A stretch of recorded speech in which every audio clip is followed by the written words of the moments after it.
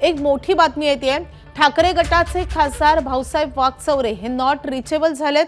भाऊसाहेब वागचौरे यांचा फोन सकाळपासूनच बंद असल्याचं समजतंय। आज मुंबईत 12 वाजता उद्धव ठाकरेंनी पक्षाच्या खासदारांची बैठक बोलावली आहे। सर्व खासदारांना बैठकीसाठी उपस्थित राहण्याचे आदेश देण्यात आलेत।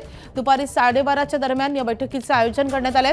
ऑपरेशन टायगरच्या चर्चांमुळे ठाकरे गटाच्या या बैठकीकडे राज्याचं लक्ष आहे।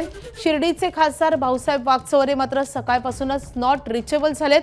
पक्षप्रमुखांनी बोलावलेल्या बैठकीसाठी वागचौरे उपस्थित राहणार की नाही याकडे संपूर्ण राज्याचं लक्ष आहे। आपले प्रतिनिधी नितीन नवसा आपल्या सोबत आहेत। नितीन, भाऊसाहेब वागचौरे नेमके गेलेत कुठे?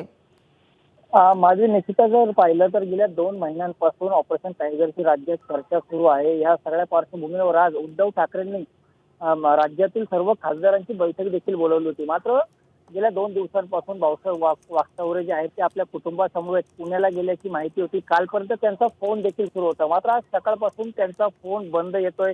त्यामुळे भाऊसाहेब वागचौरे आजच्या या बैठकीला उपस्थित राहणार की नाही याकडे सर्वांचं लक्ष लागलंय। ज्यावेळी ऑपरेशन टायगरच्या चर्चा झाल्या त्यावेळी भाऊसाहेब वागचौरे यांचं नाव अनेकदा पुढे आलेलं आहे।